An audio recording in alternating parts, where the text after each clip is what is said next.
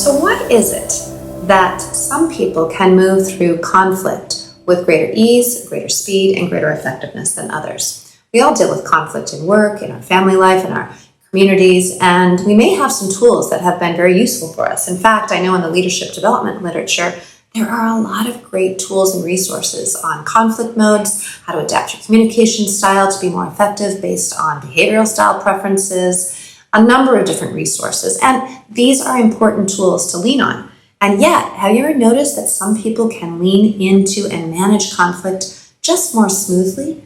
It may be that there's a bit of a scientific edge that they're tapping into, or maybe some ancient practices. And that's what we're going to unpack in this video today. A couple of scientific reasons behind what's going on in your physiology during conflict, and an ancient principle that can help you the next time you face into a challenge with a colleague or a friend.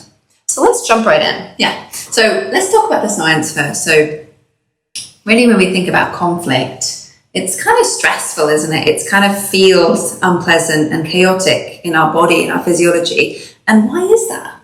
Right? And so, well, at a very basic level, it kind of makes sense that when we're experiencing conflict, it's really stressful because our physiology, we perceive that we lack control. And that's what stress is, right? Yeah. We perceive we lack control over this situation, how we can resolve it. And it makes us feel unsafe, and hence we experience those effects of stress. And so classically, what you'll see during conflict is people will do one of three things in that stressful situation. They'll do the fight, flight, or freeze, right? And so how does that kind of fight transpire? Well, what we'll classically see is those people who they kind of lean into challenge quite quickly. They're able to do it, and sometimes that creates quite a bit of conflict, particularly if they're facing someone who's of a different physiological state, who's experiencing flight. They want to kind of get out of there, right? And again, retreat to safety. And how this will manifest is they'll kind of avoid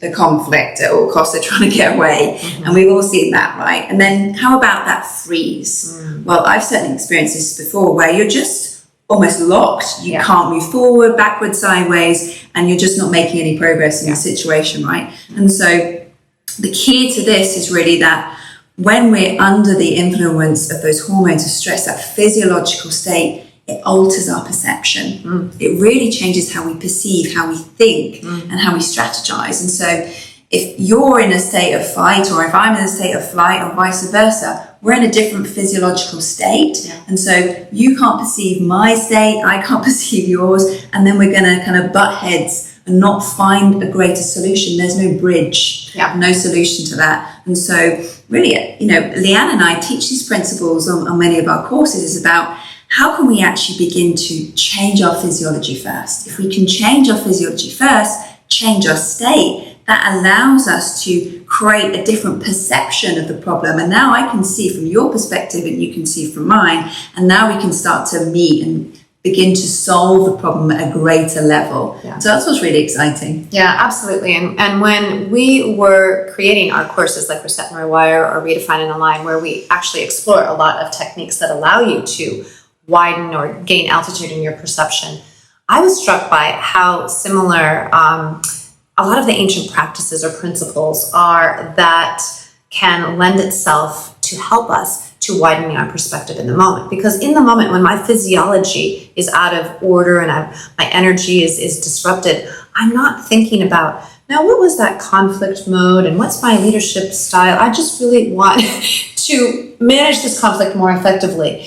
And so one of the traditions that I gained a lot of insight and wisdom from is the Kyoto people of the high Andes in Peru.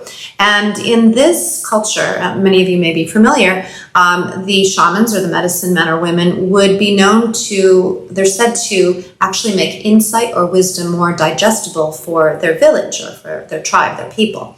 And it struck me when I heard that leaders do the same. Leaders make insight more digestible for one another, for their teams, for those that they lead. And when in conflict, we want to gain insight from two differing perspectives as quickly and effectively as possible.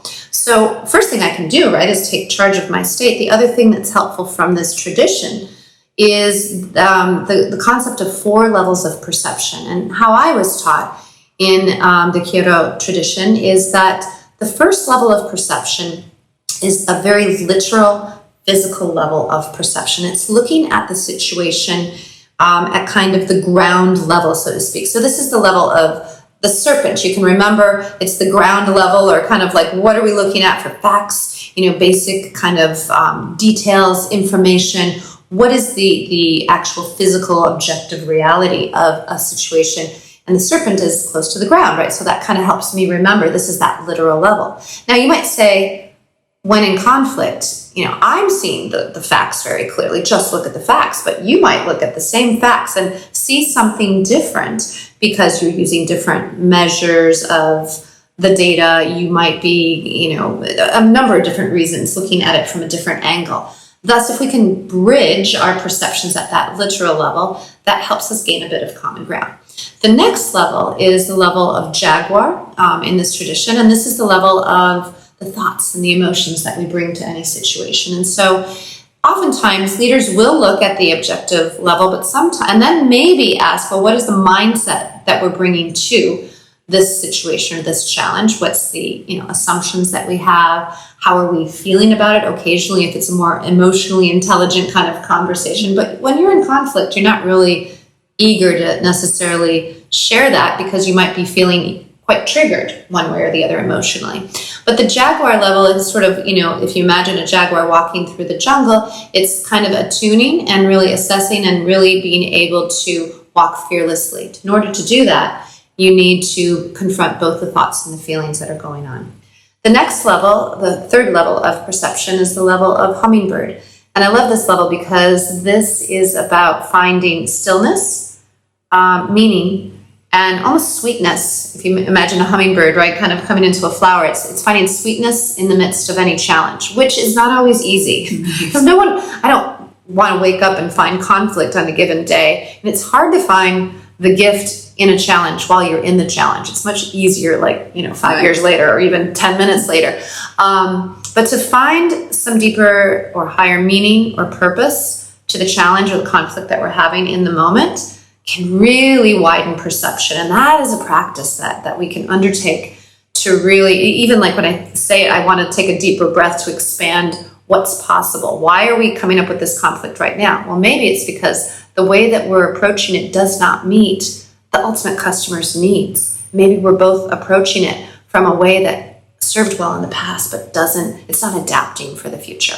So that's another helpful level. And the fourth level of perception has to do with the eagle and the condor. So again, you can imagine it's the highest level. And this level is in Western terms, perhaps best known as like the energy that we're bringing to the table, the energy that we're bringing to the situation, the energy of leadership that we're bringing. How are we leading our teams to approach this situation? How are we leaning into a dialogue together? Is it with a space of the most generous possible assumption about one another, or have we actually labeled one another and judged one another, thereby diminishing it and bringing us back down to a gut level of conflict, right? And so I find that in addition to taking charge of my energy, or how being aware of the physiological states that we're in, these four levels of perception can be really helpful the next time that I find myself into conflict. So we'd invite you to do the same.